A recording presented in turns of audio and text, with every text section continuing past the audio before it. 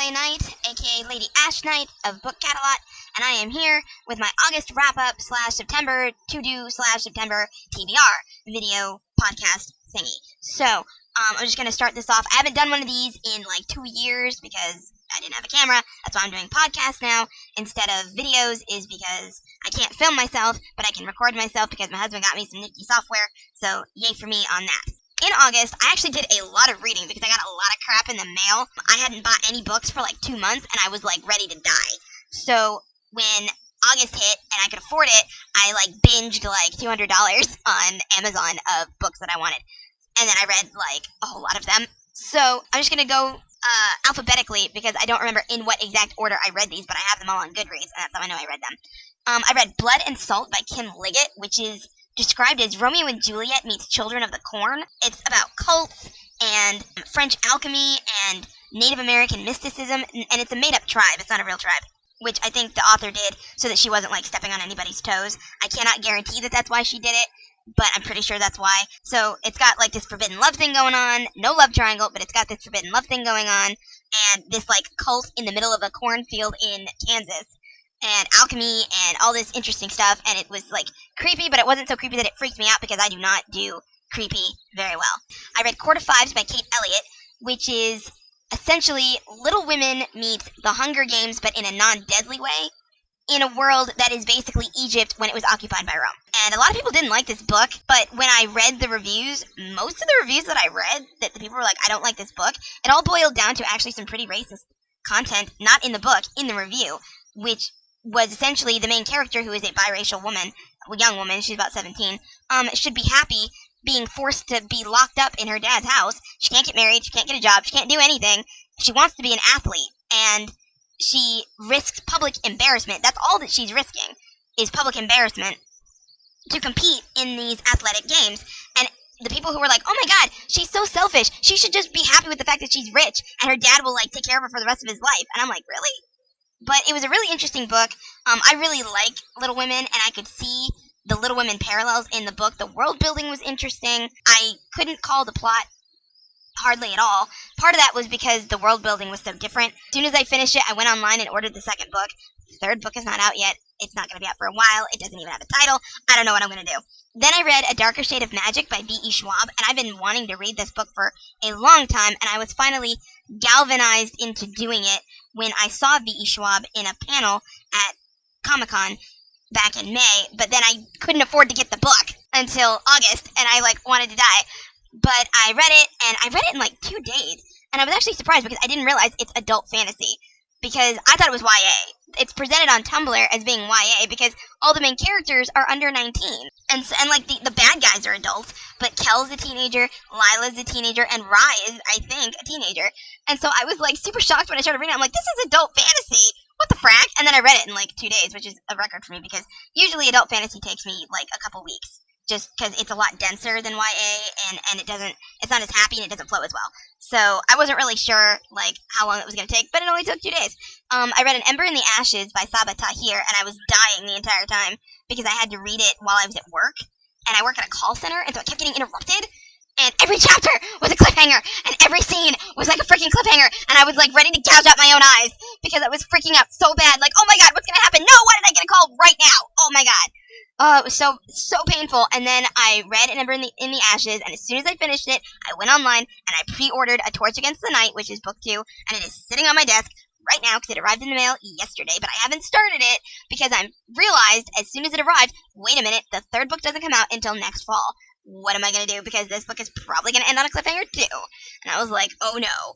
I read The Girl from the Well by Rin Chupeco, which was a big deal because that's a really scary book, and I do not do scary books. I don't do scary movies, I don't do scary books. I had to see The Ring when I was 13, and I was like super pissed that my parents dragged me to the theater. I was so mad because it was super scary. And even now, I would not watch that movie again unless you like paid me like maybe $1 million.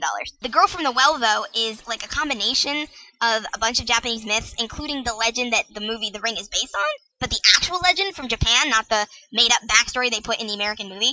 And it wasn't as scary as I expected it to be, but it was still scary, and I couldn't read it at night. It was also a lot shorter than I thought it was going to be too. I read Miss Peregrine's Home for Peculiar Children finally. It took me a long time to get past the photos. The photos were creeping me out. but once I found out what was in the photos, like, I could look at them and see what the images were, but I didn't know, like, who they were of.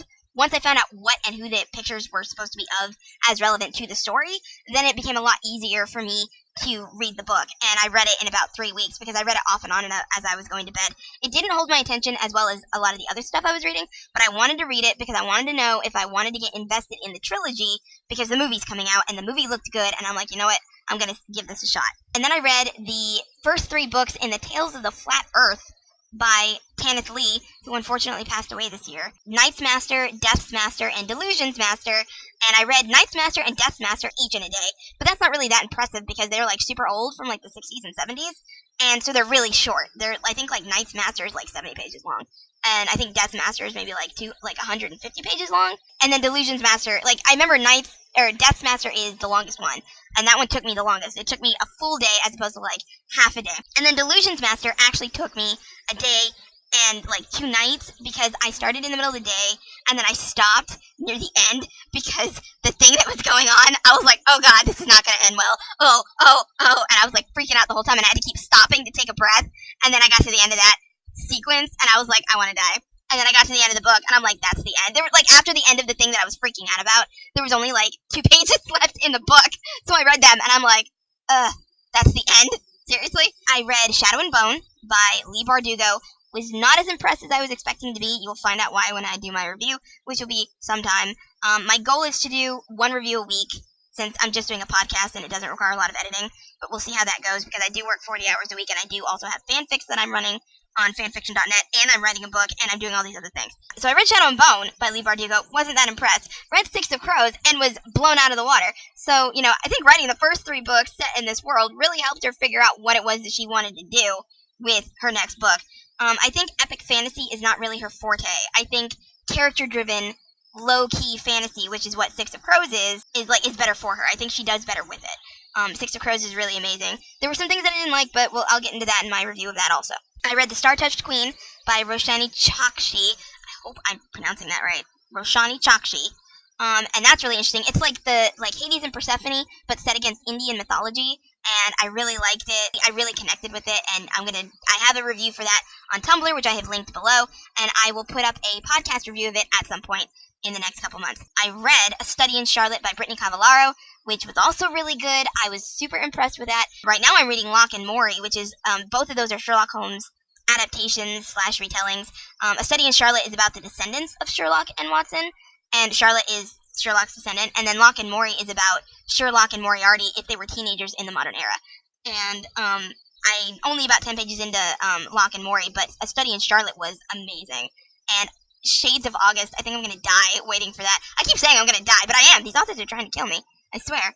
And then I read the entire Throne of Glass series in 2 weeks. Yes, I did that. I don't know why I did that, because now my brain is on fire, but I did that. I read Throne of Glass and in 2 days, and it was amazing. And then I had to wait for frickin' Assassin's Blade and Crown of Midnight and Heir of Fire and Queen of Shadows to arrive in the mail. And they all arrived at different times, and they arrived out of order. Luckily, Assassin's Blade arrived before anything else, so while I was reading that, I read it in 8 hours, because I was on a schedule. While I was reading that, everything else arrived. So I've read every book that Sarah J. Maas has put out so far. I haven't read Empire of Shadows, obviously, because it's not out yet, but I pre-ordered it, and my copy is going to arrive on the 6th. I don't know if I'm going to get it on the 6th, because my mail does not come to my apartment. It comes somewhere else to keep it from getting vandalized, but I am going to read it as soon as I get my hands on it. And then I also read The Wrath and the Dawn by Renee Ahdieh. So I actually did a lot of reading. I was actually surprised by how much I read this month, but I was also out sick from work for 4 days, and so I did a lot of reading during those 4 days. And then the books that I plan on reading this month, I'm not going to try and be as ambitious this month as I was last month, because I don't plan on getting sick, and I would rather underplan and then surprise myself than plan for 20 million things, and then I only get 2 of them read. So I'm going to read And I Darken by Kirsten White, The Darkest Minds by Alexandra Bracken. I ordered that from London. I've been waiting for it for 2 months, and it finally arrived. I really want to read Dorothy Must Die by Danielle Page. Empire of Storms, of course, because if I don't, I'll die. But then I know I'm going to die when I get to the end, because it's going to be a cliffhanger. You know it is, because it always is. Oh, she always does that. There's this cute little kids book by Chris Riddell that I'm reading called Goth Girl and the Fate Worse Than Death, but fate is spelled F-E-T-E, like party, instead of fate like destiny. Of course, I'm going to be reading Hollow City by Ransom Riggs, because I read Miss Peregrine's Home for Peculiar Children. I'm going to be reading The Madman's Daughter by Megan Shepherd, The Queen of the Tearling by Erica Johansson, because my copy that arrived in the mail is freaking beautiful and has like a ribbon bookmark and gold gilt on the cover, and it's so pretty, and I want to cry when I look at it. And then I'm actually halfway through because I started it a couple days ago. Red Queen by Victoria Aveyard, and I'm like super excited to finish that because I just ordered Glass Sword and it arrived today or yesterday. And then I ordered Cruel Crown and it's going to arrive tomorrow. And then I'm reading Snow Like Ashes, and then I'm going to read Ice Like Fire, which is the sequel, because since it's the first, I've already started Snow Like Ashes, and I can already tell that I'm going to love it. I love it a lot. Actually, I'm almost done with it because I've been reading a lot today. And so I'm going to be reading Ice Like Fire as soon as it arrives in the mail, and I ordered it, and it should also come tomorrow, so I'm excited. And then I hope I can get to Truth Witch by Susan Dennard. I hope. I ordered that in the mail. It looks super pretty. It's in wonderful condition, and the cover is so shiny, and it's so beautiful, and I want to read it. And then my other plan for this month is I'm going to do 4 reviews and 3 challenges, like tag video challenge things. And so for the reviews, I'm hoping to get up my An Ember in the Ashes podcast review, which I have a Tumblr review already up in honor of the release date of A Torch Against the Night, and that is linked below.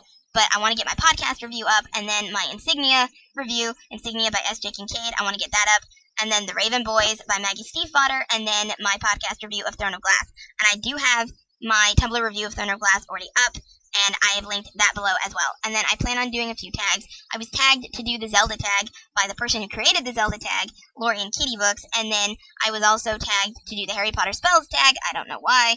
Not a huge fan of Harry Potter, but the Harry Potter Spells tag, and then the Avatar The Last Airbender tag. So you guys can look forward to those this month also. So I will see you in my next podcast, and I hope you guys are having a good first day of September. Fall is coming, unless you live in the Southern Hemisphere, in which case spring is coming, I guess, which sounds a lot less ominous than winter is coming, honestly.